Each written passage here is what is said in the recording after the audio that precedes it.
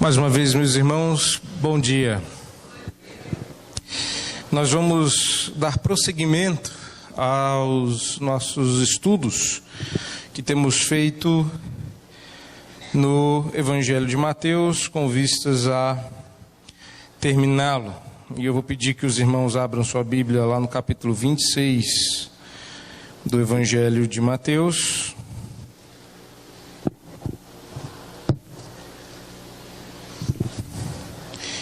Nós vamos fazer a leitura de alguns trechos. Nós vamos começar com o verso de número 31.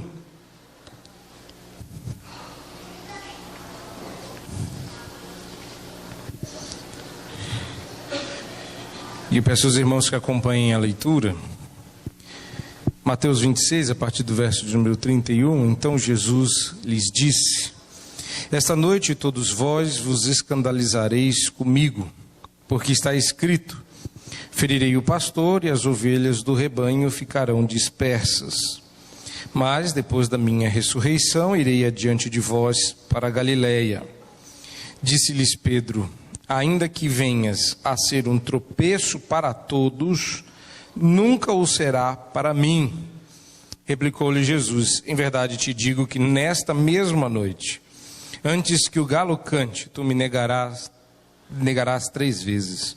Disse-lhe Pedro: ainda que me seja necessário morrer contigo, de nenhum modo te negarei. E todos os discípulos disseram o mesmo. Agora você pula aí para o verso 47. Falava ele ainda, eis que chegou Judas, um dos 12, e com ele grande turba, com espadas e porretes, vindo da parte dos principais sacerdotes e dos anciãos do povo. Ora, o traidor lhes tinha dado este sinal: aquele a quem eu beijar é este, prendei-o. E logo, aproximando-se de Jesus, lhe disse: salve, mestre, e o beijou. Jesus, porém, lhe disse: amigo, para que vieste? Nisto, aproximando-se eles, deitaram as mãos em Jesus e o prenderam. E eis que um dos que estavam com Jesus, estendendo a mão, sacou da espada e, golpeando o servo do sumo sacerdote, cortou-lhe a orelha. Então Jesus lhe disse: embainha a tua espada, pois todos os que lançam mão da espada, a espada perecerão. Acaso pensas que não posso rogar a meu Pai, e ele me mandaria neste momento mais de 12 legiões de anjos? Como, pois, se cumpririam as Escrituras, segundo as quais assim deve suceder? Naquele momento, disse Jesus às multidões: saístes com espadas e porretes para prender-me como um salteador? Todos os dias no templo eu me assentava convosco ensinando, e não me prendestes. Tudo isso, porém, aconteceu para que se cumprissem as Escrituras dos profetas. Então, os discípulos todos, deixando-o, fugiram. Avance agora para o verso de número 69. Ora, estava Pedro assentado fora no pátio, e aproximando-se uma criada lhe disse: também tu estavas com Jesus, o Galileu. Ele, porém, o negou diante de todos, dizendo: não sei o que dizes. E saindo para o alpendre, foi ele visto por outra criada, a qual disse aos que ali estavam: este também estava com Jesus, o Nazareno. E ele negou outra vez com juramento: não conheço tal homem. Logo depois, aproximando-se os que ali estavam, disseram a Pedro: verdadeiramente és também um deles, porque o teu modo de falar o denuncia. Então começou ele a praguejar e a jurar: não conheço esse homem. E imediatamente cantou o galo. Então Pedro se lembrou da palavra que Jesus lhe dissera: antes que o galo cante, tu me negarás 3 vezes. E saindo dali, chorou amargamente. Gostaria de que você fosse um pouco mais adiante, agora no capítulo 27, a partir do verso de número 3.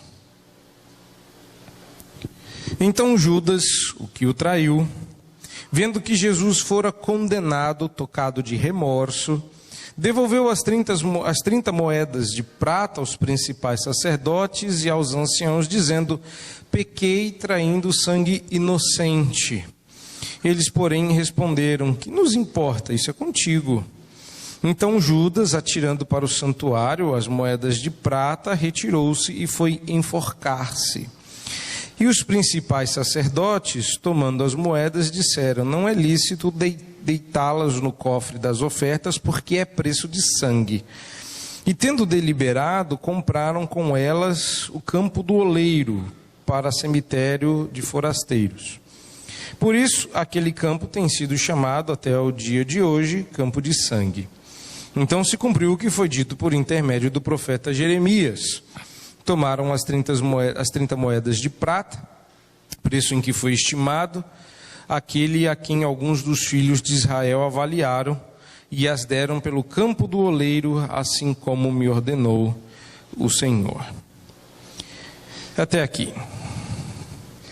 Vamos pedir que o Senhor Deus nos abençoe e, sendo gracioso para conosco, nos dê a bênção de sermos edificados por sua palavra nesta manhã. Vamos orar. Senhor nosso Deus e Pai, nós te agradecemos por este momento, no dia que o Senhor reservou para o teu culto, o dia que o Senhor reservou para adorarmos a Ti, o dia que o Senhor reservou para que o ensino da palavra tivesse espaço em nossas vidas de uma maneira absolutamente relevante, pelo que nós te agradecemos, o momento que o Senhor nos permite estar aqui, neste salão espaçoso e confortável, aprendendo da Tua palavra. Tem misericórdia daqueles nossos irmãos que não têm todo este conforto para desfrutar da Tua lei, mas que ainda assim encontram conforto nela. Abençoa-nos para que saibamos honrar essas boas benesses, essas bênçãos que o Senhor nos dá, de modo que a nossa atenção esteja toda voltada para a Tua palavra e o nosso coração aberto para recebê-la. Nós oramos em nome de Cristo Jesus, o Senhor. Amém. Nós estamos então caminhando para o fim. Nós dividimos este fim em algumas etapas. Então, resta-nos poucos episódios para terminarmos o Evangelho de João. E como faremos à noite algo semelhante, leremos todo um contínuo. Você pode facilmente perceber pela leitura que nós fizemos que o personagem principal, foco da exposição desta manhã é o apóstolo Pedro, por ser o personagem que mais aparece. Judas aparece aqui e você vai reparar, se você mantiver sua Bíblia aberta, o que é importante, você vai reparar que a narrativa que se divide nesse final. Ela vem falando sobre Jesus e os 12, eles estão juntos. E depois do Getsemane, quando os guardas chegam e Jesus é preso, a narrativa se divide. E você vai ver que ela é intercalada. Ela fala de Jesus sendo preso, fala dos discípulos fugindo, e a partir daí fala de Pedro aqui, Jesus ali. Pedro ali, Jesus lá. Repararam nisso? A narrativa é como se fosse uma trama, um fio de tecido. Uma linha passa para cá, outra para lá. Uma para lá, outra de novo para lá, outra para cá. E elas vão se cruzando até terminar de compor a trama E trama não é só uma coisa de filme, não é? Quem costura sabe que trama também pode ser usada para se referir à costura. A trama é quando os fios se entrelaçam. E é o que está sendo feito aqui. Esse crochê divino está sendo entrelaçado para formar a trama que levará à redenção, à sua realização. Eu ia dizer consumação, a consumação acontecerá na segunda vinda, mas a sua realização no tempo e no espaço. Então hoje, por essa manhã, nós vamos dar uma olhada em todo esse trecho. À primeira vista, agora de manhã, sobre o que acontece com Pedro e as lições ligadas a Pedro. E um detalhe, eu não vou me ater a Judas. Eu sei que há muita controvérsia ligada a esses textos, mas ou eu me focava nas controvérsias ligadas à parte de Pedro e Judas ou as do julgamento de Jesus, que por si só deram muito trabalho. Mas eu não vou fazer de Judas alvo da minha atenção. Então, fique só o aviso. Não me desculpo por isso, porque quem se interessa muito por Judas não se interessa pouco por Jesus. Eu me interesso por Pedro, porque Pedro, ao contrário de Judas, foi redimido. Pedro era um eleito. Como imaginamos, e eu só posso imaginar, não é? E crer, mas não saber ao certo só Deus. Mas esperamos, cremos e acreditamos que somos os eleitos. Olhamos uns para os outros como se eleitos fôssemos todos, não é? Esperamos não ter muitas surpresas para onde formos, não é? Eu digo para onde formos para ninguém ficar achando assim, né? Quando eu for para o céu, eu espero te ver. Eu espero que você também vá para o céu, né? Então, Pedro nega, e isso é uma espécie de traição. Mas só Judas é chamado de o traidor.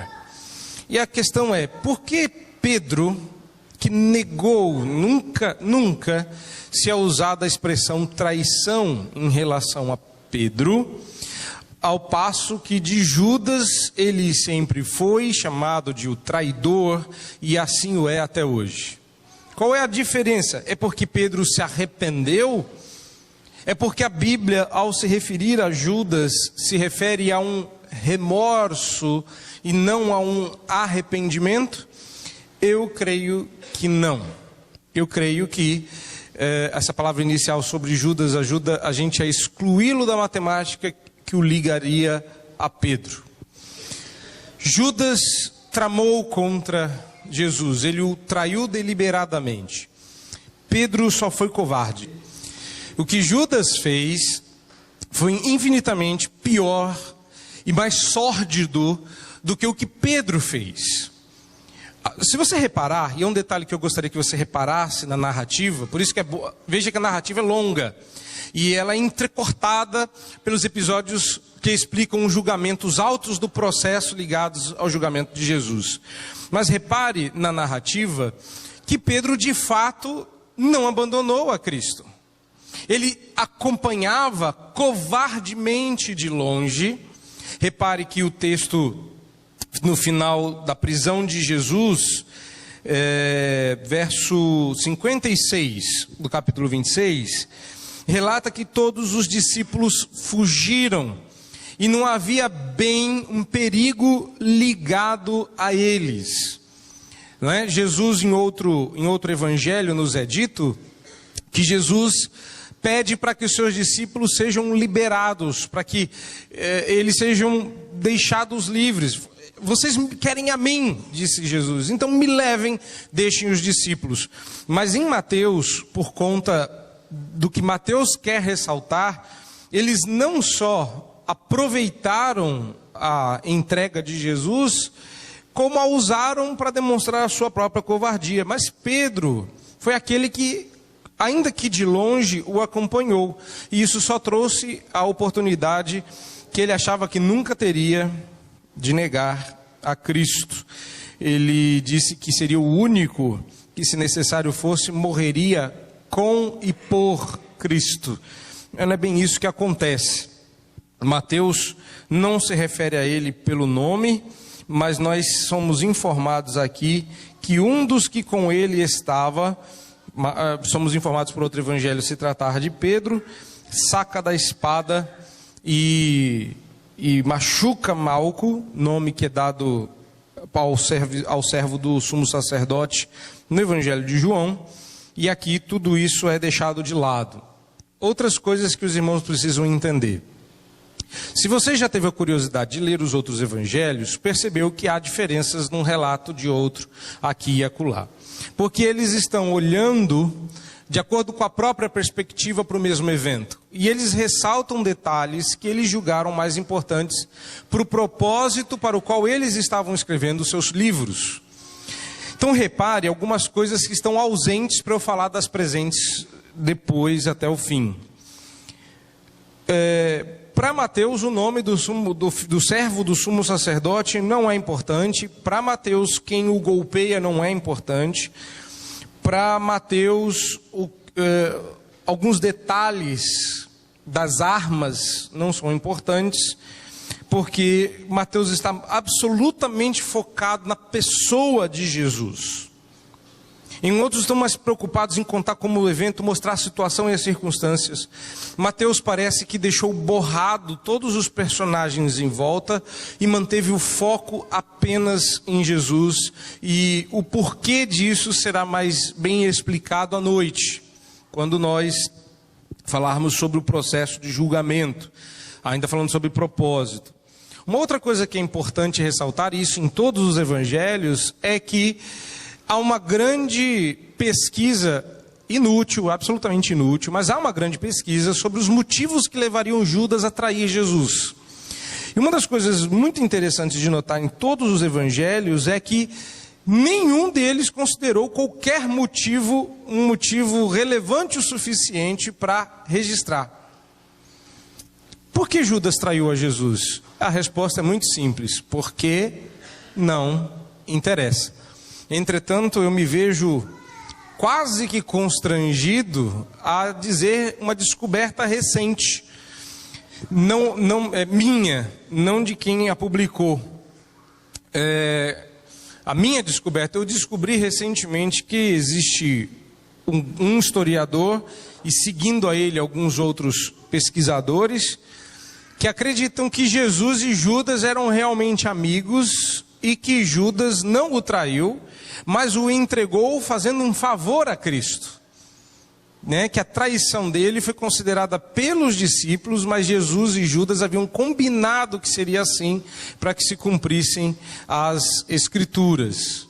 Então você vê que curioso, ficar estudando Judas demais acaba nisso. Acaba em você criar umas heresias e falar besteira. Então nós vamos nos focar em Jesus para que a gente não fale besteira sobre nada nem ninguém. Volte os seus olhos para o texto onde Pedro é avisado, a partir do verso de número 31. O que você começa a reparar aí? Que durante todo esse tempo, dessas últimas narrativas, particularmente desde que começou a Páscoa, a gente tem visto isso durante todo o Evangelho, mas aqui fica mais evidente, que durante todo esse tempo, Jesus vem soberanamente governando os acontecimentos e circunstâncias à sua volta. Ao mesmo tempo, em segundo lugar, temos visto como esses acontecimentos registrados por Mateus cumprem as profecias do Antigo Testamento, das Escrituras de modo geral, e Mateus começa a fazer uma transição, muito particularmente agora, que a coisa está ficando mais evidente, fica mais claro. Mateus tem alguns propósitos nesse evangelho. A primeira é deixar claro que quem manda é Jesus. Ele não é preso, ele será entregue. E a gente começa a achar que ele vai ser entregue por Judas, porque ele é o traidor. Mas embora ele seja entregue, abandonado, preso, tudo isso tem um caráter voluntário da parte de Jesus. Ele vai para a cidade sabendo o que vai acontecer, vai para os lugares onde sabe que será encontrado, não permite que alguém se levante para defendê-lo. Jesus em todo o tempo está mostrando que ele é o Senhor da situação. Mas um outro aspecto que Mateus ressalta é que os acontecimentos registrados cumprem as profecias. Começam no Antigo Testamento. Não posso parar, tem que continuar. Porque é importante, não são só as profecias do Antigo Testamento que são cumpridas, as que Jesus dá no Evangelho também. Ele começa a fazer algumas dessas profecias, e nesse texto nós temos uma bastante relevante, mas que eu só voltaria a ela, não vai dar tempo de chegar, por isso eu vou fazer uma menção aqui, que é a que está no verso 32. Reparem aí que ele adianta antes de acontecer, que após a ressurreição, ele encontraria os discípulos na Galileia. Então, as profecias vão se cumprir, e Mateus tem o objetivo de mostrar que as profecias do Antigo Testamento se cumprem em Cristo e que Jesus também tem suas profecias cumpridas de modo que ele é o Messias. Então, o objetivo de Mateus é provar que Jesus é o Messias. Então, nota-se no Evangelho de Mateus que Jesus tem palavra de peso profético como as palavras do Antigo Testamento, porque elas também se cumprirão. Não é? E o que nós temos então aqui nessas últimas narrativas, os momentos finais se aproximam. Os discípulos agora são avisados que o dia do escândalo chegou. O dia do escândalo. Repare o verso 31. Todos vós vos escandalizareis comigo. Essa é uma palavra muito forte, a palavra escandalizo, que inclusive é grego, purinho, não é? A palavra escandalizo, com S mudo, escandalizo. Jesus havia chamado a Pedro de pedra de tropeço, lembram disso? Ele chamou Pedro, tu és pedra, não é? Ele perguntou, quem vocês acham que eu sou? Pedro disse, tu és o Cristo. Ele fala, bem-aventurado Simão, ou Cefas, porque tu és pedra. Não é? Sobre esta pedra edificarei a minha igreja. Alguns versos depois, Jesus fala da sua morte. Pedro diz, isso jamais te acontecerá. Ele fala, arreda Satanás, tu és para mim pedra, só que agora de tropeço. E a palavra para tropeço ali é a palavra escândalo. Isso é pedra de escândalo. E é por isso que mais para frente, cadê aqui? No verso 33, Pedro vem dizer, ainda que venhas a ser um tropeço. Não é? Pedro vai dizer, não, e é a mesma palavra que Jesus usa. Então é muito forte o que Jesus está dizendo. Ele chamou Pedro, quando deu uma de Satanás, de pedra de escândalo. E agora ele diz, vocês encontrarão em mim motivos para se escandalizar. Eu serei a pedra de escândalo. Não. Pedro disse, jamais. Não, ainda que seja escândalo para todos, para mim não o será. Então Jesus está tendo uma conversa bastante forte, bastante profunda com os discípulos aqui. Seria mesmo o fato de não encontrarmos motivo para nos escandalizar em Jesus? Eles encontraram a fuga, a vergonha, o medo de ter os seus nomes e pessoas ligadas a Cristo, é o que Jesus está chamando de escândalo. Algo que todo cristão passa neste mundo. A vergonha de ser ligado a Jesus de alguma forma. Quem é que não percebeu já a tentativa dos seus colegas de te humilhar ou de te envergonhar publicamente quando perguntam, você não é crente? Ó, gente, ele é crente. Nós, na hora, encontramos motivos para nos escandalizar de Cristo. Quem já não se viu tentado a esquivar-se da sua fé, da sua crença, da sua ligação com Cristo por conta do temor de homens. Aliás, agora a ironia vai mudar totalmente de figura. E o temor de homens vai aparecer aqui reinando absoluto na vida de homens como Pedro e Pilatos. A única coisa que a gente é chocado aqui, porque essa é a ironia do texto, é que Pedro e os discípulos temem os homens.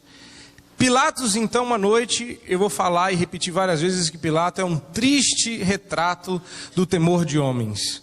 Mas o que é absolutamente ausente de temor de homens é Jesus. A maneira tranquila com que ele encara toda essa situação, quando as pessoas perguntam para ele se é verdade o que dizem a respeito dele, ele diz, você, acho que você entendeu bem. Essa é a maneira como você diria isso. É isso aí, mais ou menos, não é? E ele diz, tu dizes, é assim. A gente vê que Jesus não tem temor de homens, ao contrário de, por exemplo, Pedro. Então, Jesus irá enfrentar seu destino sozinho, e ainda assim será o mestre de toda a situação. Eu quero mostrar a primeira grande lição das muitas que esse texto tem. Vou tentar ser um pouco mais objetivo.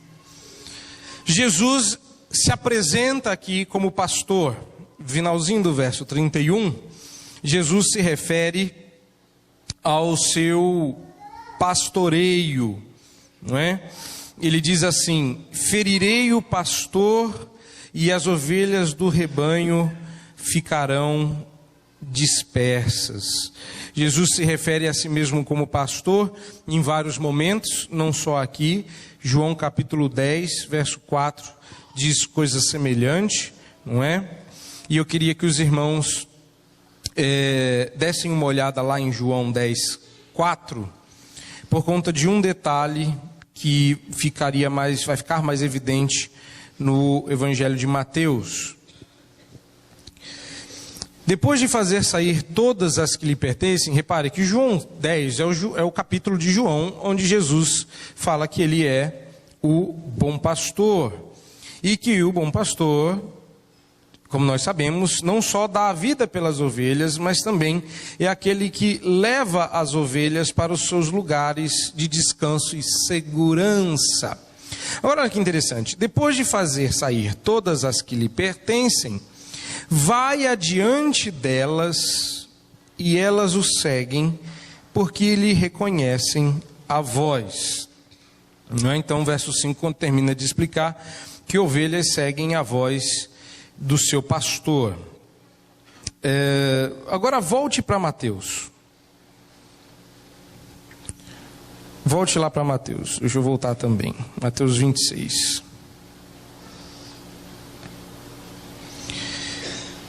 E note como Jesus se refere a si mesmo no verso 32. Vê se você nota alguma semelhança aí. Mas depois da minha ressurreição, irei adiante de vós para a Galileia. A gente lendo esse texto sem entender aonde Jesus quer chegar, dá a impressão de que ele vai correr na frente, simplesmente. Olha, eu vou ressuscitar e vou adiantando. Sabe aquela coisa que a gente faz geralmente com os amigos? Gente, eu já vou indo, aí eu vou adiantando. Estou indo, quando vocês chegarem eu já vou estar lá. O acampamento vai na noite anterior, o pessoal chegar, já está tudo arrumado. Não era bem isso que Jesus estava dizendo. Ele estaria diante deles na Galileia, sim. Ele iria na frente, sim. Mas quando Jesus usa esta expressão, ele está seguindo a figura do pastor. Ferirei o pastor e as ovelhas do rebanho ficarão dispersas. Isso é texto do Antigo Testamento. Jesus está se referindo como pastor, mostrando que as figuras do Antigo Testamento diziam respeito a ele, mas o que me causou curiosidade foi esse adiantamento, por dois motivos. Primeiro, por que ir na frente? E segundo, por que Galileia? Porque eu comecei, na verdade, a minha curiosidade com a Galileia. Nós estamos em Jerusalém. Jerusalém é a Canaã esperada, é onde está o templo, é onde precisava acontecer todas as coisas ligadas à redenção. Ok, eu espero vocês em Belém, eu entendo, cidade de Davi, tem tantas cidades, por que a Galileia dos gentios? Porque ele era galileu, não é? Não, tem mais. Aí eu fui pesquisar e acabei descobrindo outras coisas que não tinham muito a ver com a Galileia, mas que me levaram à expressão adiante de vós. Ir adiante deles. Jesus senta com eles, pensem na cena agora. Minhas ovelhas, eu ferirei o pastor de vocês. O problema é que ele era o pastor. Mas só por um pouco, pois como um pastor de suas ovelhas, eu continuarei a ir adiante de vós. O problema é que nesse meio tempo, o pastor vai morrer. Ele diz, não, vocês não vão ficar sem pastor por muito tempo. E é por isso que eu estou dizendo que vocês encontrarão um motivo em mim para se escandalizarem. Porque por um tempo o pastor ficará ausente, as ovelhas se dispersarão. E eu voltarei e vou adiante de vós, e ao reconhecerem a minha voz, as ovelhas novamente se alinharão e se dirigirão até onde eu estou. Então, quando a gente vê esta figura ligada, absolutamente ligada, tão linda, mas absolutamente ligada a Pedro. Disse-lhe Pedro, e Pedro muda de assunto. A cena está seguindo tão bucólica, não é? Tão melancólica, minhas ovelhas queridas. O pastor será ferido, as ovelhas serão dispersas, mas eu continuarei a ser o pastor de vocês, porque após ressuscitar eu irei adiante de vós, como um pastor vai adiante das ovelhas. Pedro parou na ideia do escândalo, lá em cima. Volta a questão e fica ainda claro, fica terrivelmente claro que Pedro vai não só abandonar Jesus como os demais, mas também negá-lo. Onde eu quero chegar aqui? Meus irmãos, todos nós enfrentamos dias de Pedro. Eu, durante muitos anos, como alguns de vocês podem ter passado por esse momento também, já julgou a Pedro e já procurou entender os motivos que fariam alguém no mundo negar a Cristo. Mas o fato é que todos nós já tivemos nossas noites, nossas tardes, nossos dias de Pedro. Negamos a Cristo. Nos envergonhamos de ter o nosso nome ligado a Ele. E o pior, Pedro estava tão impregnado de Jesus, que até o sotaque dele denunciava. Diz, o modo de você falar denuncia que você é galileu. Você estava com eles. O pessoal começa a reparar, você tem cara de galileu. Tem a cabeça grande, chata, joelho inchado, você parece galileu. Ele falou, não, que não tem nada a ver, isso é hidrocefalia. Aí ele fala, você fala esquisito, não, tem uma língua presa, não conheço esse homem. Mas eu vi você com eles. Não, todo mundo aqui tem barba. Não sou só. Ele começa a dar um monte de desculpa, ele se envergonha, ele corre. Chega uma hora que ele pragueja. Não, olha, eu conjuro. Ele negou a Cristo. Mas nesse texto, nós temos algumas delícias. Nesse texto. Nada mais reconfortante em saber que apesar de não termos condições de nos apresentarmos perfeitos diante de Cristo até que Ele volte, nada é mais reconfortante do que saber que Cristo Jesus vai adiante de nós e nos deseja encontrar em nossa Galileia. Meus irmãos, nesse texto, onde Jesus anuncia que vai adiante deles na Galileia, é o mesmo texto onde Jesus termina por dizer que não só seria abandonado por Pedro, como naquela mesma noite, antes que de manhã o galo cantasse, ele negaria o Senhor. Mas ele já havia adiantado antes que os encontraria na Galileia. E mais para frente, isso eu vou deixar para os irmãos verem, se você conferir o que acontece na Galileia, é lá na Galileia, quando o pastor já redivivo encontra com as suas ovelhas, com todas elas, com aquelas ovelhas que o abandonaram na noite escura da Páscoa, ele as chama de volta para perto de si. Mas em especial, ele quer encontrar uma ovelha com um nome específico. Tu me amas? E é na Galileia que Pedro é restaurado à fé. Então é muito bom saber que antes mesmo que a gente peque, o Senhor já vem nos adiantando que nos encontrará diante de nós na Galileia. É como se nós corrêssemos desesperadamente loucos, porque o arrependimento nos constrange, nos amassa o coração e a gente corre em direção a Cristo, como querendo chegar antes dele. Quando a gente abre a porta, Jesus está nos esperando na Galileia, como quem diz, que bom que você chegou, demorou um pouquinho, mas chegou. E Jesus mesmo nos restaura na nossa Galileia. Lá, Ele está para nos dar força, graça e o perdão necessário para não só continuarmos, mas para finalmente ter coragem e disposição, que não vem de nós, porque a disposição que Pedro achava ter nele, meio que deu aquela murchada.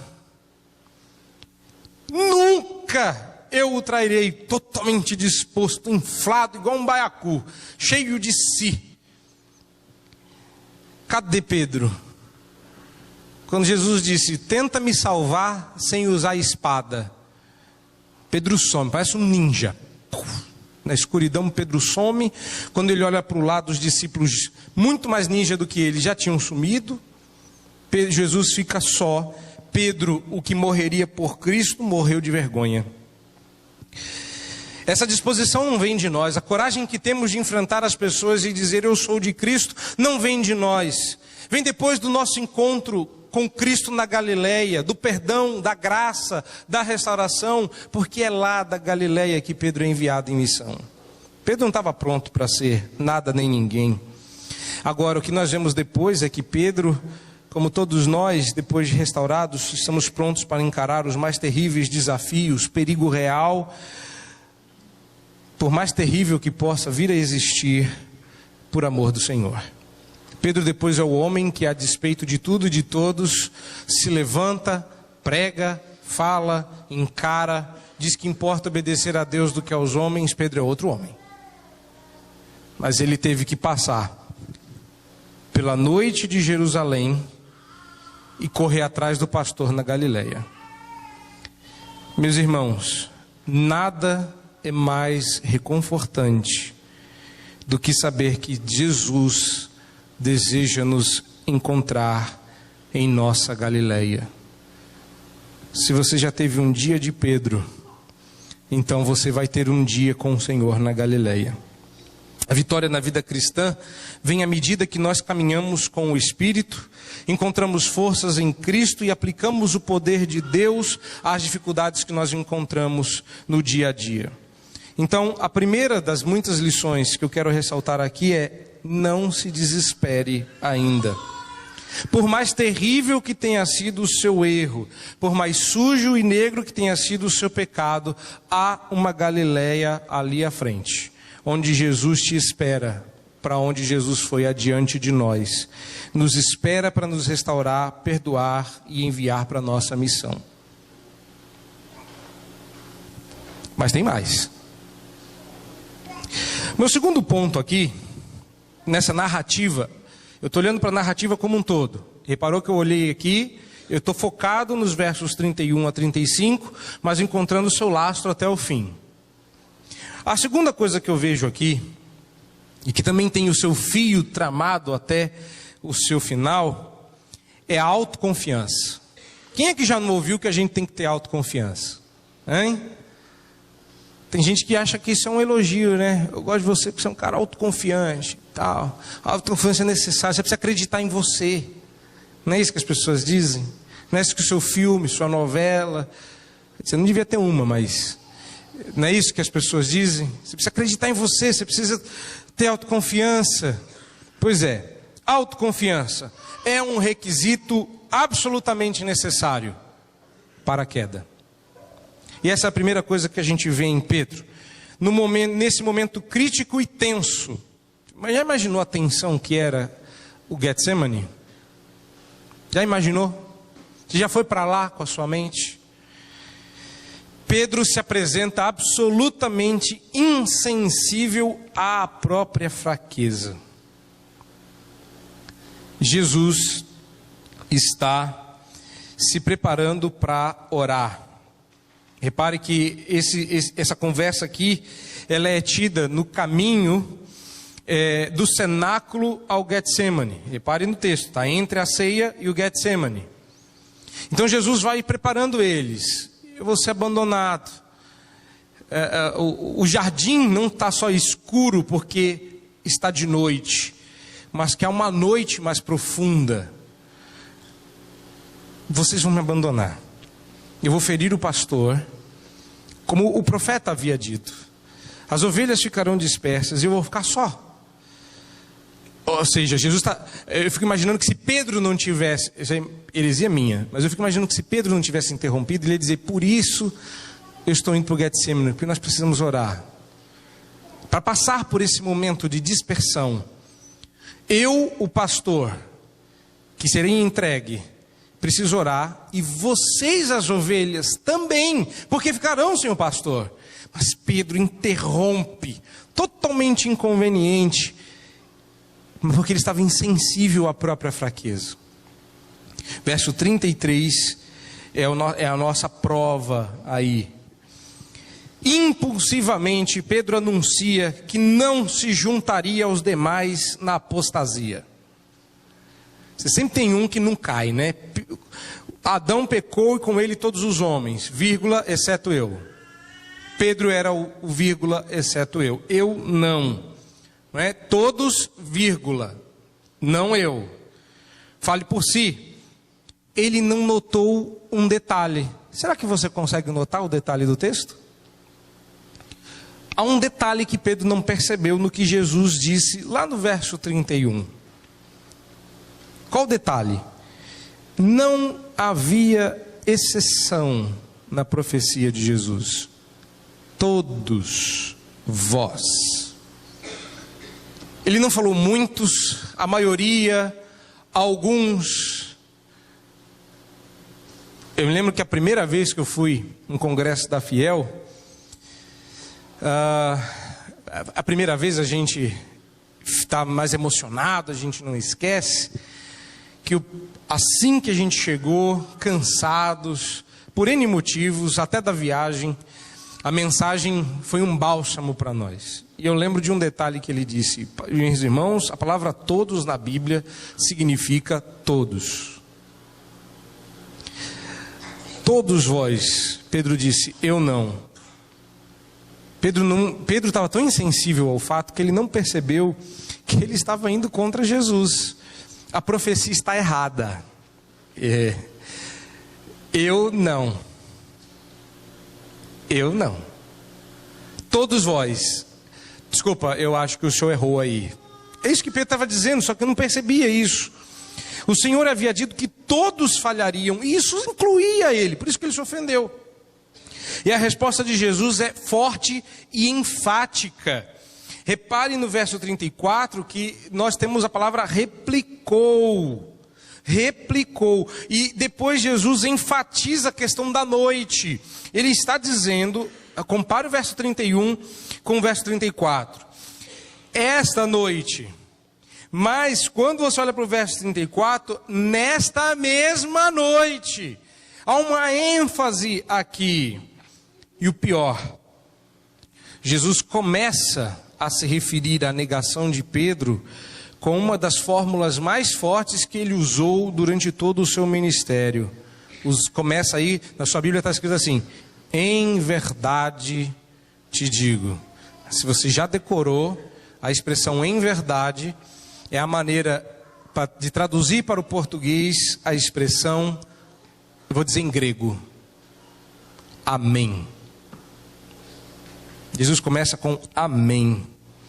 Ou seja, não havia a menor possibilidade de não acontecer o que Jesus estava dizendo.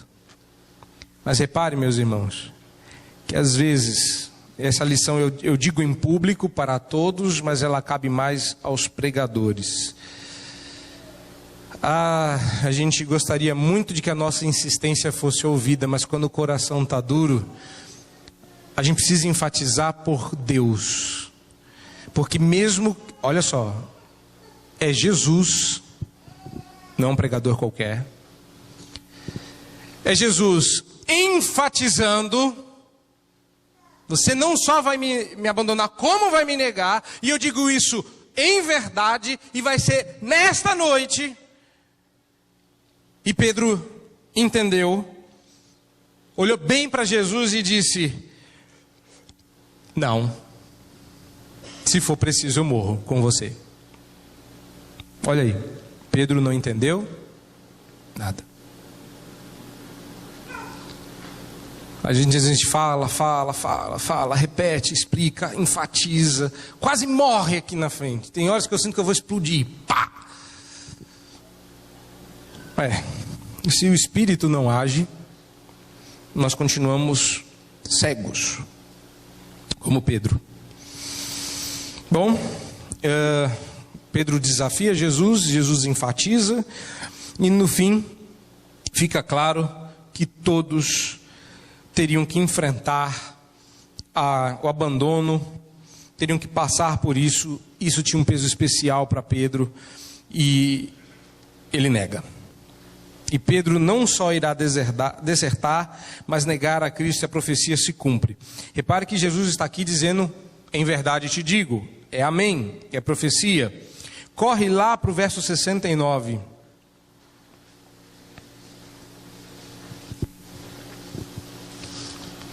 E confere aí, versos 69 até 75, que a profecia de Jesus se cumpre. Um detalhezinho que as pessoas gostam muito de usar para mostrar que a profecia de Jesus tinha que ter um quê de natural para se cumprir. Jesus disse que antes que o galo cantasse, aí começam as conjecturas desse maldito galo. As horas que o galo cantava. Aí tem historiador que descobriu o galo cantando às 3 horas da manhã. Enquanto eu li essas coisas, eu ficava me perguntando, que eu acho que nem isso é uma brincadeira, que eu vou fazer um amigo querido, porque ele é o historiador da nossa igreja, um dos homens, tem mais, mas é um dos homens que mais conhece de história, que eu conheço na vida. Acho que nem o reverendo Alderi registraria que um galo cantou, para que alguém dissesse que às 2h30 da manhã, o primeiro galo daquela noite havia cantado. Então imagine que alguém está registrando os fatos e a história, e de repente o galo canta. Acho que nem as atas de antigamente teriam esse detalhe. O que Jesus está se referindo não é um horário de vigília. Porque naquela época, aquelas desculpas que as pessoas dão, buraco de uma agulha. Existia no muro de Jerusalém uma fenda chamada de buraco da agulha por onde o caminho. Não existe, isso é balela. Onde o galo cantasse 3 vezes. É que o primeiro galo cantava às 2h30 da manhã. Por que galo canta às 2h30 da manhã, meus irmãos? Eu sei que horas que o galo canta. Eu tenho certeza que... Porque quando eu morei na casa do Vânio, o vizinho tinha um galo. O vizinho, que agora o vizinho mudou para lá, não tem mais galo, né? Então todo mundo que mora ali perto está abençoado. Mas eu sei que horas que o galo canta. E outra coisa, o galo canta de sábado, hein? Que é o dia que você separa para dormir até mais tarde, e o galo vem mostrar para você que o dia começa cedo. Ô galo abençoado. No dia que me deram a notícia que aquele galo virou ensopado, né? Louvamos-te, ó Deus. Pois é, eu sei. Agora, o que você repare aí no verso 75, de que o galo imediatamente cantou, é que você faz como todo mundo. Eu também faço isso. A gente separa as coisas como se elas só acontecessem por versículos e capítulos. A nossa vida não é assim. A sua vida não é dividida por capítulo, por versículo, por episódio. Então, se você continuar a narrativa apenas um verso, você vai descobrir que o horário do galo cantar é o horário que todo galo canta, na madrugada, anunciando o romper do dia. Verso 1 do capítulo 27 diz: ao romper do dia... Porque essa parte de Mateus é cronológica, então repare, o galo canta e logo em seguida, alguns momentos depois, o sol aparece, o dia se abre, o romper do dia acontece. Então, Pedro não está falando e o galo está cantando como se eles estão indo em paralelo. O que está acontecendo é que durante aquela noite houveram 3 episódios nos quais Pedro nega a Cristo. E o que fica muito claro aqui é que a profecia de Jesus se cumpre até o romper daquele dia. De modo que quando a madrugada vai deixando de ser escura, o dia já está começando a apontar, é a hora que o galo começa a ficar incomodado, Pedro já achava que a profecia não iria se cumprir.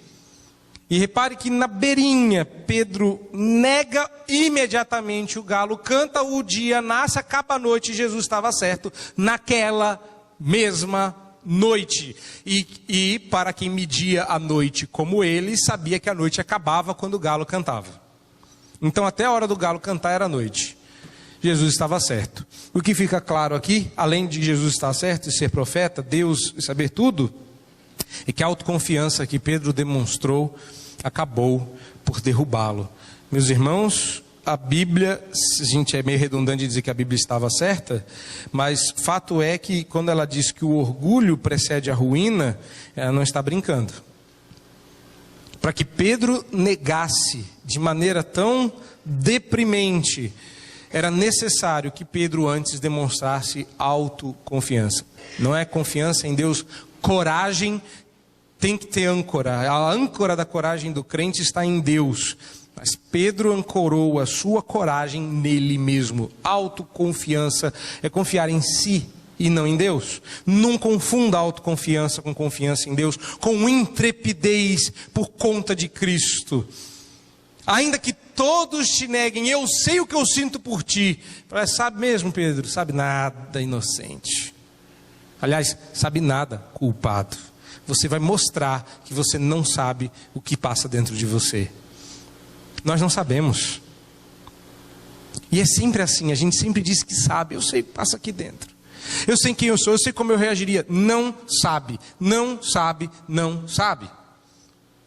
Quando Ezequias estabilizou o reino de Israel, fortificou os exércitos, apareceu um dos enviados da Babilônia para cortejá-lo com presentes. E depois de ele ter mostrado tudo, Isaías ter dito que o que ele fez foi um pecado terrível, você tem que sair de Isaías e parar em Crônicas, onde a mesma narrativa é repetida. E lá nos é dito que Deus fez tudo aquilo para mostrar o que havia no coração de Ezequias. Você não se conhece mais do que Deus te conhece. E Pedro achou que sim. Pedro duvidou. Pedro disse: eu acho que não, eu acho que o senhor está errado a meu respeito. Quando Deus disser alguma coisa a seu respeito que você achar esquisito, duvide de você, nunca de Deus. Porque a autoconfiança é um pré-requisito necessário para a queda. Eu quero adiantar essa questão e ligar a um texto que a gente não leu, mas que já estudou. Eu quero que você compare aí, mesmo que a gente não leia, que você veja com os seus olhos o texto da narrativa no Getsemane, comparado com a narrativa seguinte, onde fala que Jesus é preso, a partir do verso 47.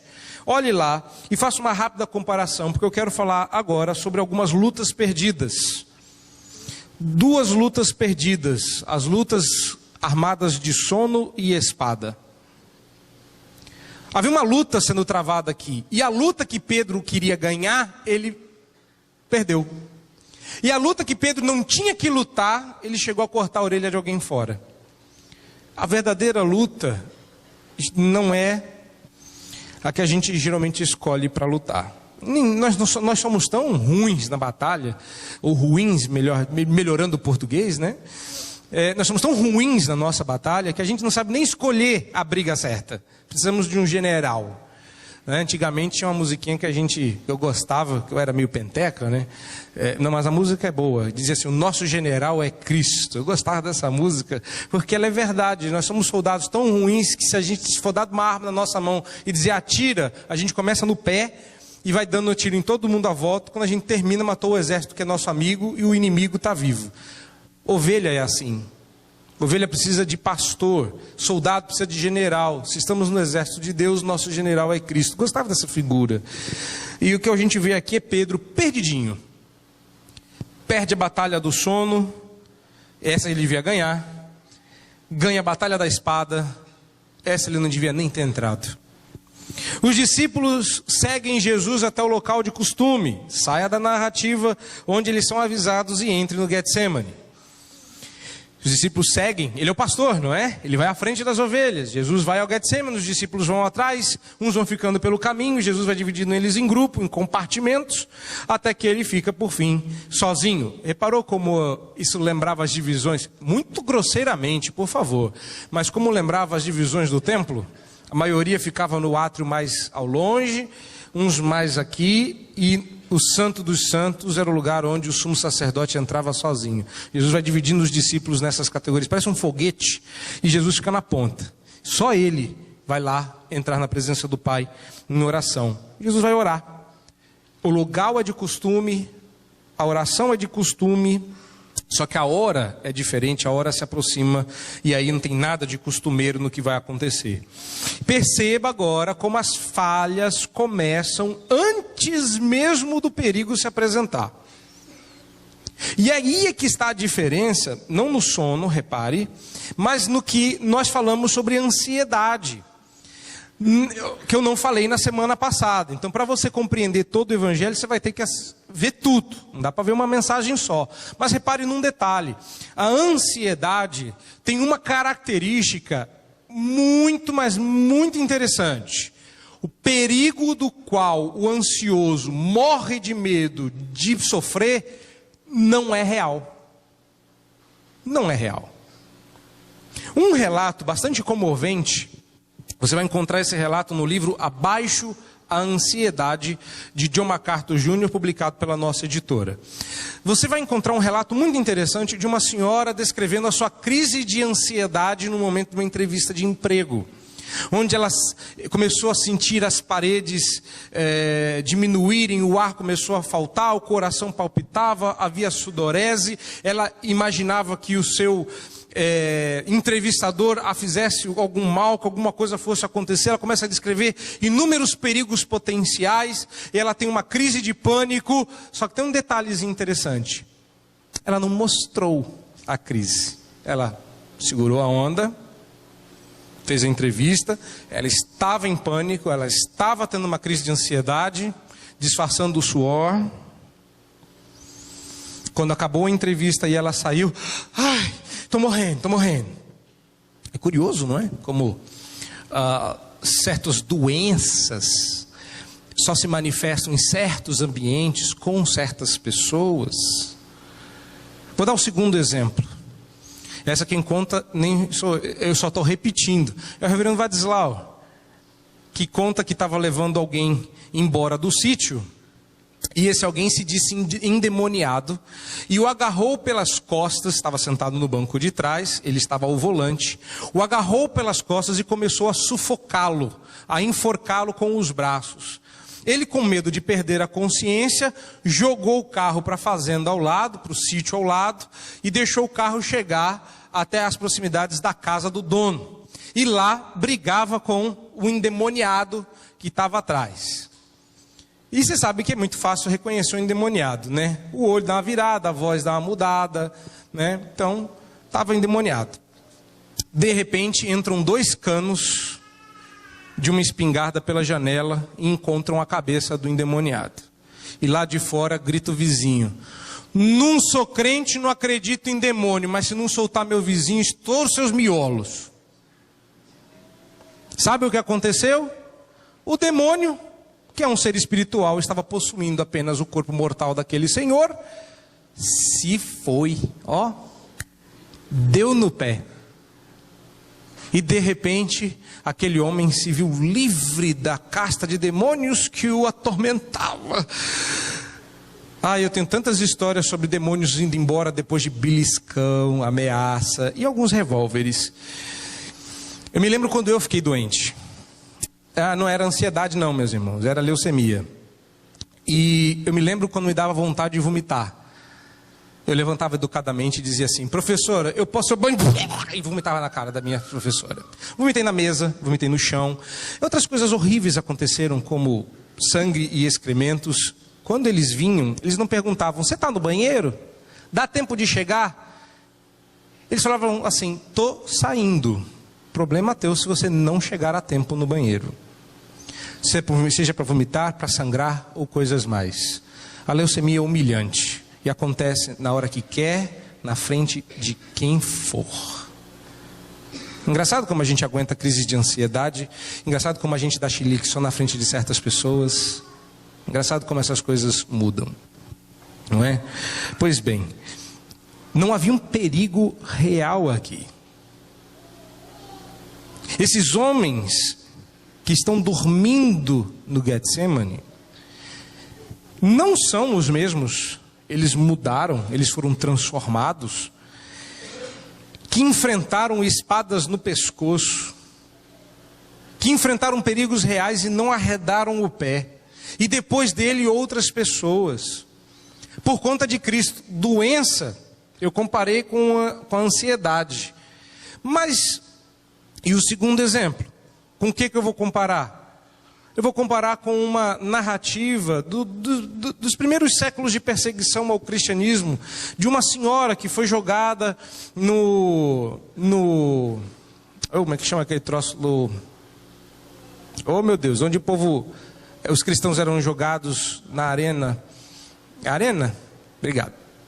E foi jogado essa senhora foi jogada na arena, e os tigres foram soltados para comê-la, devorá-la.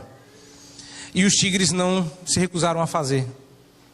Andaram ao redor dela, deitaram, os tigres não a devoraram.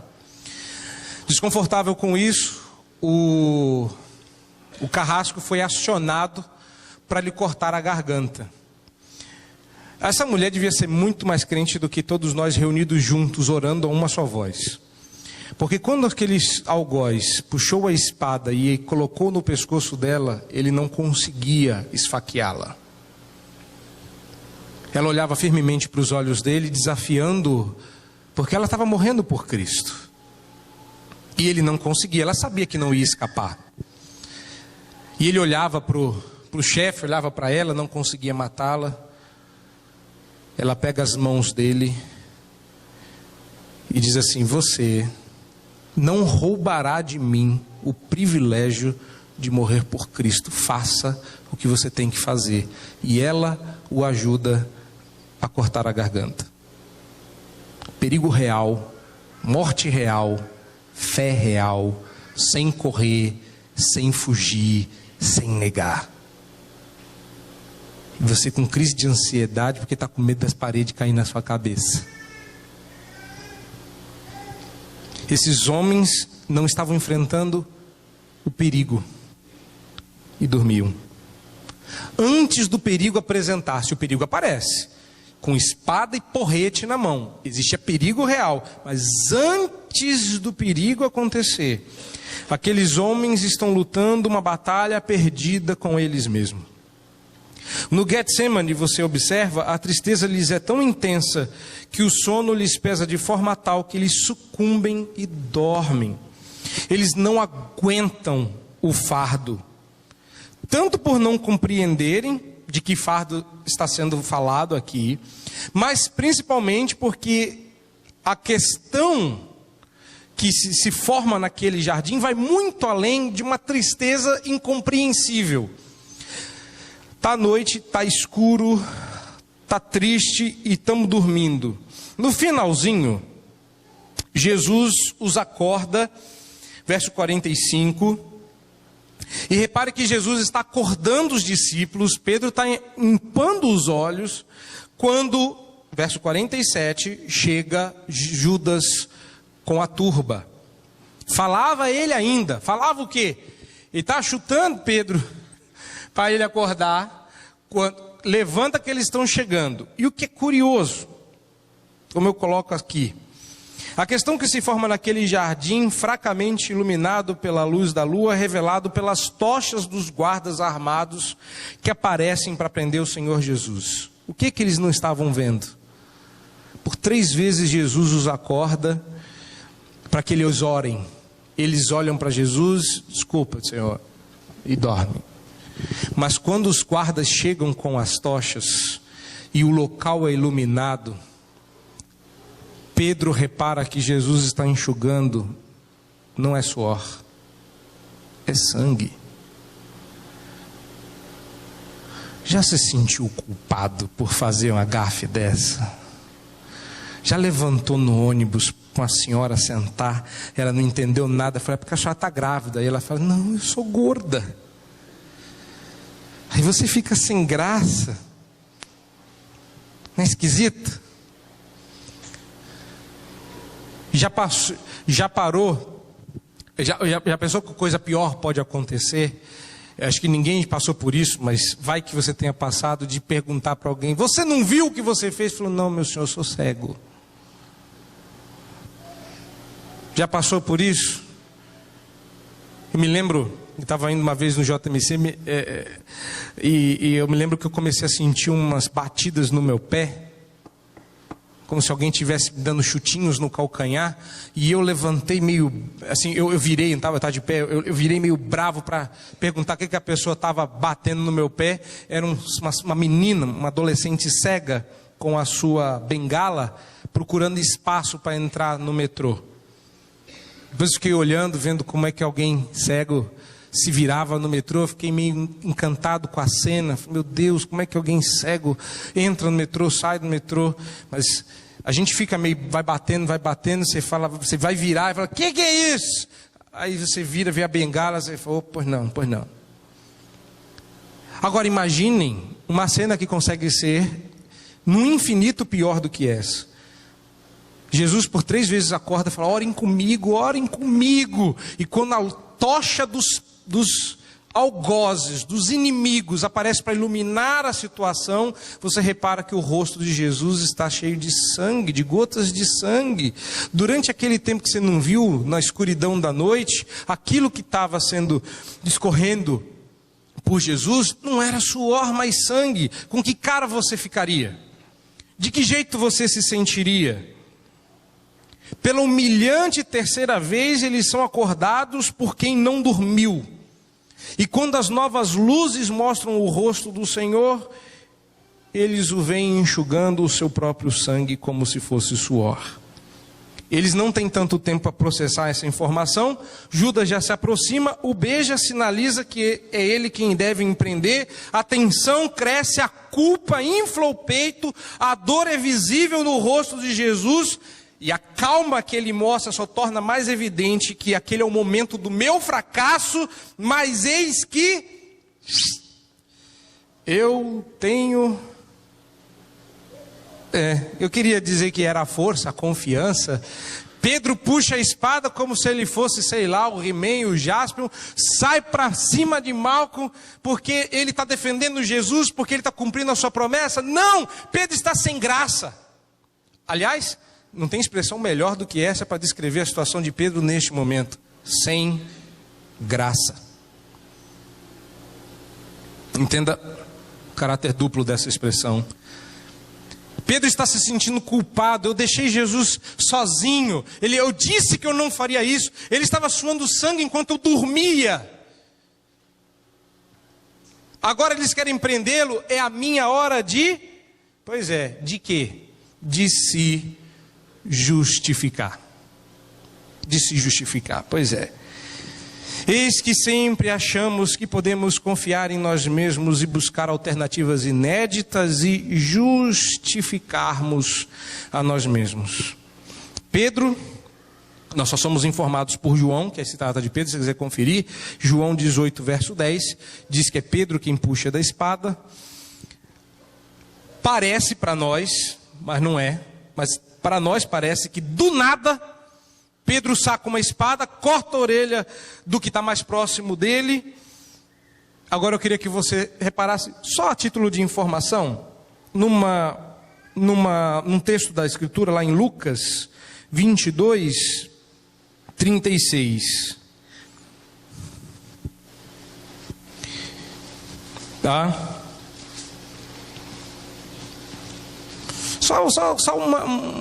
Como aquela espada foi parar na mão de Pedro?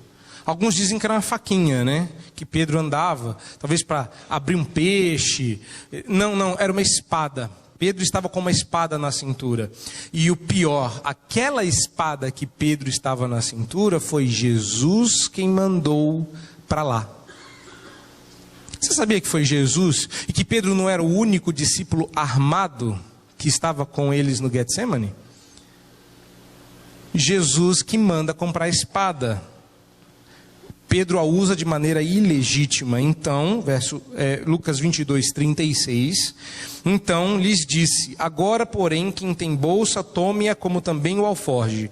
E o que não tem espada, venda a sua capa e compre uma. Pois vos digo que importa que se cumpra o que de mim está escrito. Foi contado com os... e por aí segue. Pedro achou que era hora de usar a espada. Quem mandou comprar a espada? Se mandou comprar porque quer que use. Já reparou como Deus às vezes nos dá liberdade e a gente resolve usar na hora mais errada possível? Pois é. Lá está Pedro, tendo que usar a espada, ou se vindo forçado, se olhando, né, se percebendo forçado a usar uma espada na hora mais imprópria possível. Agora olha só a resposta de Jesus. Pedro puxa a espada, está se sentindo culpado, se justificando pelas suas próprias obras. Meus irmãos, quando você se sente culpado, ou quando você se sentir culpado, não tenta se justificar, busque justificação em Cristo. Já reparou que a gente sempre apresenta uma justificativa?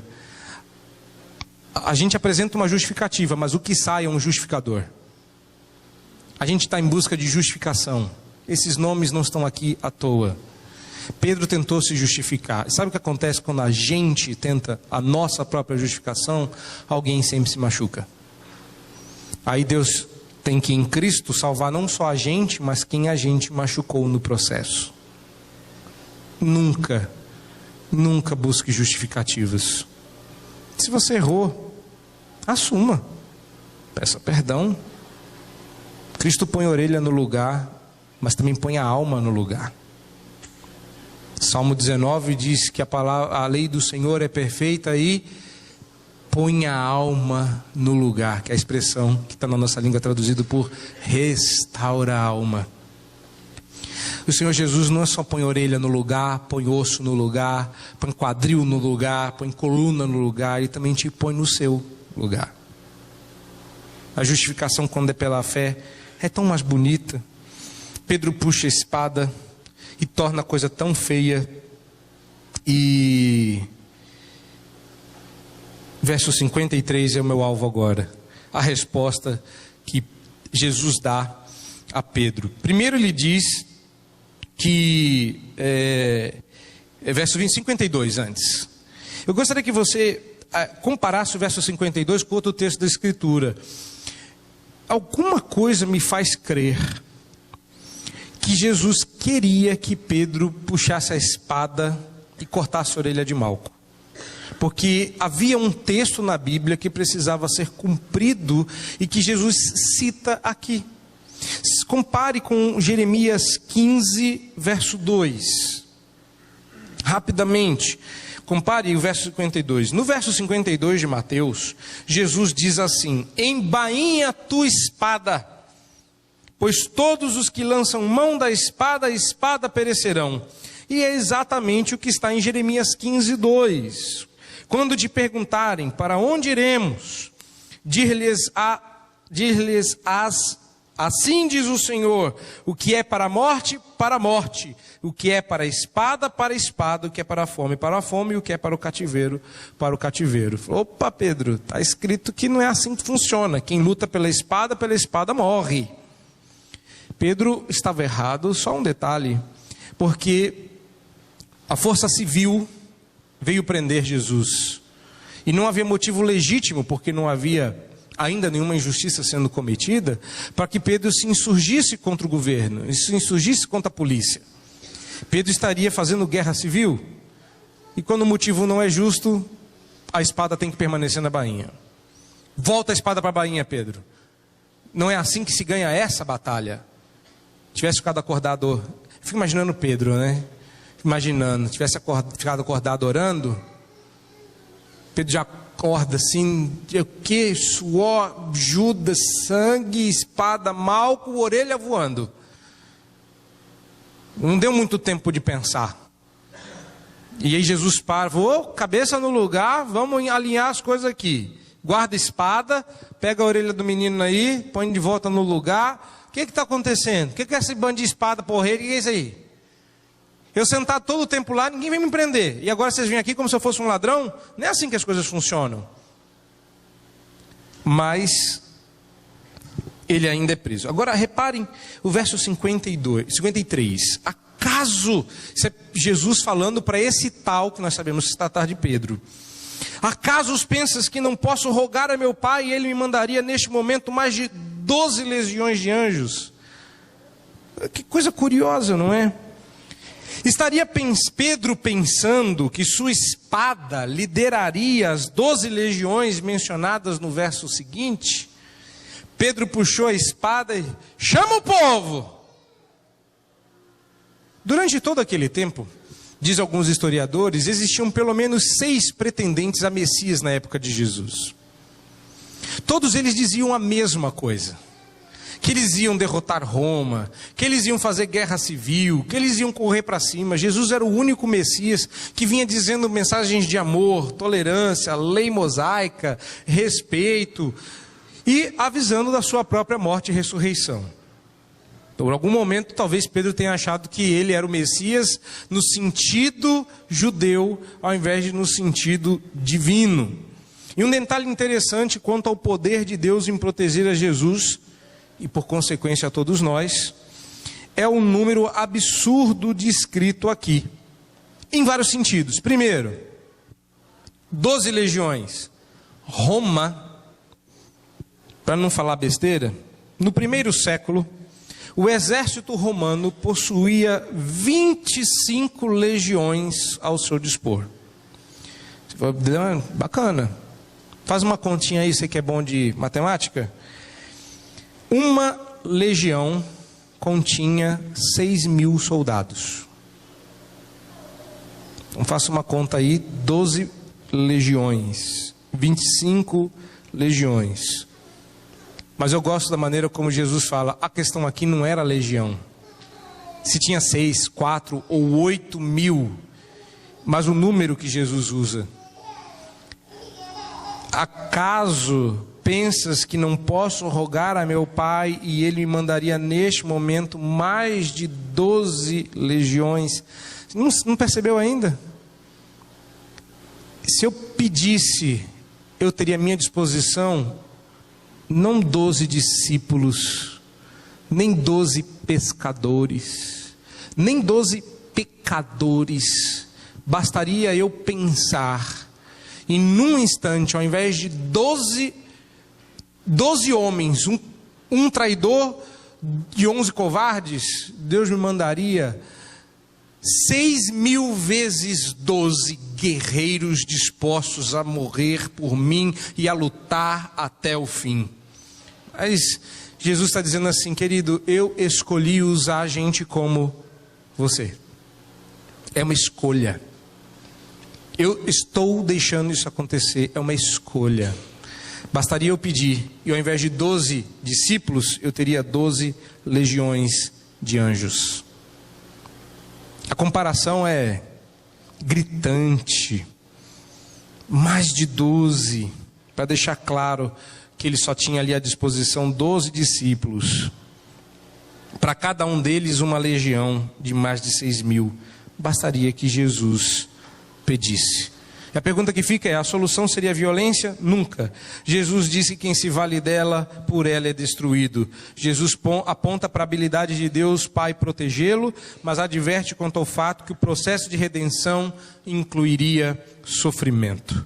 Aliás, para encerrar, vamos falar um pouquinho sobre o que está se cumprindo aqui e a gente encerra esse momento. Então, para você fazer a retrospectiva do que a gente já falou, Jesus prediz a falha dos discípulos, especialmente de Pedro, fala da autoconfiança de Pedro como um requisito para a queda, falamos das lutas perdidas com sono e espada, terminamos com cumprimento e profecias.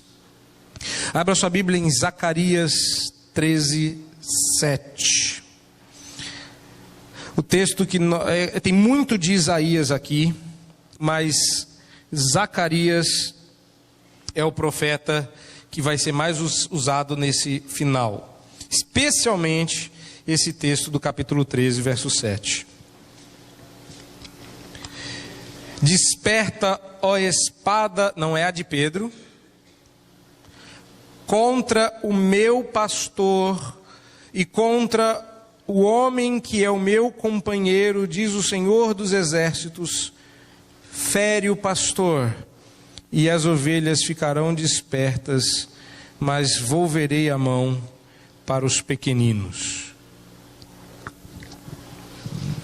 A apostasia dos discípulos visava cumprir essa profecia que Jesus adianta no começo da narrativa, antes de todos os acontecimentos começarem. Por isso que ela é tão fundamental.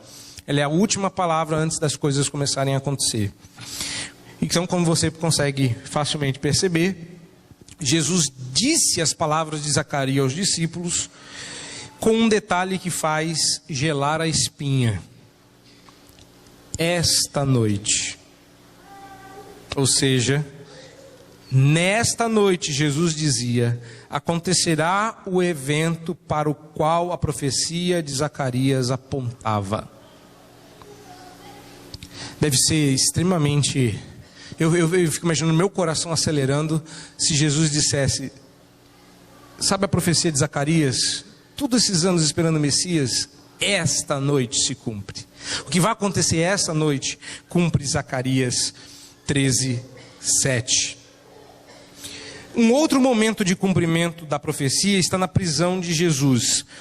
Se você desse uma olhada rápida lá em Mateus 26, dos 55 ao 56, onde fala que os guardas chegam e deitam a mão sobre Jesus, também tem textos falando sobre isso.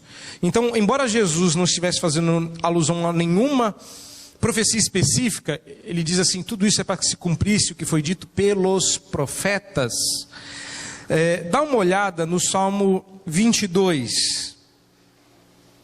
Abra sua Bíblia lá no Salmo 22, estamos caminhando para o fim.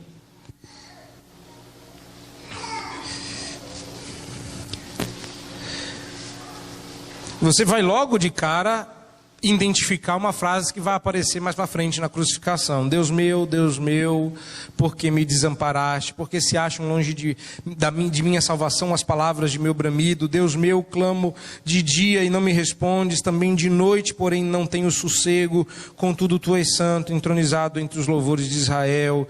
Nossos pais confiaram em ti, confiaram e os livraste, a ti clamaram e se livraram, confiaram em ti e não foram confundidos, mas eu sou verme e não homem, opróbrio dos homens, desprezado do povo. Todos os que me veem zombam de mim, afrouxam os lábios e meneiam a cabeça. Confiou no Senhor, livre-o, salve-o, pois nele tem prazer. Contudo, tu és quem me fez nascer e me preservaste, e por aí segue. Abra sua Bíblia agora em Isaías 52. Não vamos ler tudo, obviamente, mas passe os seus olhos para Isaías 52 e alcance o capítulo 53. Estamos falando do servo sofredor. Não vou ler Isaías 52 e 53, eles estarão na liturgia. Então, nós vamos ler ele à noite e termine com Zacarias 13, 7. Todos esses textos falam de um Messias que vai sofrer. Mas um detalhe para a gente encerrar, ainda em Isaías capítulo 33, verso 7. Tem outro texto, mas eu achei que esse texto era mais claro. Isaías 33, 7. Esse aqui não diz respeito a Jesus, nosso foco hoje é Pedro, então repare aí. Eis que os heróis pranteiam de fora e os mensageiros de paz estão chorando amargamente. Mensageiros de paz. Isso lembra alguma coisa? Mensageiro de paz, evangelista, pregador, chorando amargamente. Diz as Escrituras que Pedro, depois de ter percebido que negou, não nessa narrativa, chora amargamente. Até o que Jesus não disse é cumprimento de profecia. Deus preparou estes eventos negativos, essa é a minha última lição. Deus preparou esses eventos negativos desde a fundação do mundo, e eles tomaram seu lugar debaixo dos soberanos olhos de Deus como parte da história da salvação.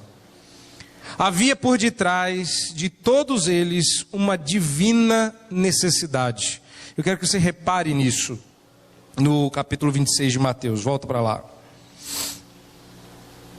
Quando Jesus está sendo preso, ele termina dizendo não só para Pedro, mas todos, que era assim que tinha que ser. Primeiro, ele diz para Pedro não fazer isso, porque ele poderia a qualquer momento pedir ajuda. E no verso 54, ele faz uma pergunta retórica: como, pois, se cumpririam as Escrituras segundo as quais assim deve suceder? E ao final, verso 56, tudo isto, porém, aconteceu para que se cumprissem as Escrituras dos profetas, essas que nós passamos, Salmos 22, Isaías 53, 52, etc. Isso que eu estou chamando aqui de divina necessidade. Agora vai pensar que tudo que Jesus está passando tinha que ser daquele jeito? A gente sempre fala assim, mas podia ter sido de outro jeito, não é? A resposta é não. Jesus deixa bem claro no verso 54 que assim deve suceder. Se não fosse dessa forma, não teria uma espada, não teria choro amargo, não teria tudo aquilo que o Antigo Testamento tinha falado em detalhes. Podemos descansar, então, que igualmente com a nossa história de vida, a história de como Deus nos redime tem iguais divinas necessidades. O que eu quero dizer? Eu quero dizer que tudo o que acontece na sua vida tinha que acontecer para que os santos e soberanos propósitos de Deus sobre você se cumprissem. E para quê? Para Jesus ficar claro. As profecias tinham que se cumprir. No caso de Jesus eu entendo, ele tinha que morrer daquele jeito para me salvar, mas as coisas têm que acontecer na minha vida dessa forma. Eu não gosto da forma como elas acontecem, até parece que Jesus está adorando. Por que os eventos negativos da minha vida têm que acontecer exatamente da forma como tem que acontecer? Resposta: pelos mesmos motivos daqueles sobre Jesus. Para te salvar, para te redimir, para que a redenção que Cristo conquistou na cruz não só te alcance, mas te molde seu caráter, molde sua cosmovisão, molde sua fé, molde sua crença, sua teologia. Aliás, essas coisas não são coisas de aula, é vida. E se você não vir dessa forma, nada muda o fato de que Deus continuará a usar todos os eventos da sua vida, nos mínimos detalhes. Isto inclui os dias mais negros e escuros, as noites mais densas e as dores mais profundas, para imprimir em você a imagem do seu Filho, o Senhor Jesus Cristo. Tudo que você passa, do mais doce ao mais amargo, Deus está imprimindo em você a imagem de Cristo. E Ele não vai mudar. Você pode achar que tudo isso aqui é coisa de aula, que você está só curioso para saber como Mateus vai terminar. Mas o fato é que, se as coisas tiveram que ser como Cristo, terão que ser na sua vida também. Até o beijo do traidor estava previsto. É que a gente olha tantas profecias e se esquece de Provérbios. Provérbios 27, verso 6, diz: leais são as feridas feitas pelo que ama, porém os beijos de quem odeia são enganosos. Judas estava em Provérbios 27, 6. Deus não vai parar até que a imagem de Cristo seja impressa em nós de modo tal que sejamos tão parecidos com Ele que possamos até ser confundidos com Ele. Isso inclui os eventos ruins da sua vida. inclui os beijos de traição, as dores, as negativas, os abandonos, os açoites, inclui os momentos de alegria, os pães, a satisfação, o peixe, inclui morte, dor, cruz, prego, falta de ar, choro, inclui um homem andando na praia, um peixe sendo assado, um barco cheio de peixes a ponto de ir a pique, inclui uma cena que nós esperamos ver repetida, assim como ele subiu aos céus, dos céus voltará. Tudo concorre para a glória de Deus. Com a sua vida não é diferente. Que Deus em graça nos abençoe. Que Deus nos encontre na Galileia, nos restaure, nos mande pregar, nos faça chorar pelos nossos pecados, mas também nos ensine que tudo isso nos forja, nos forma e nos prepara para a missão que nós temos. Deus nos abençoe em Cristo Jesus. Amém.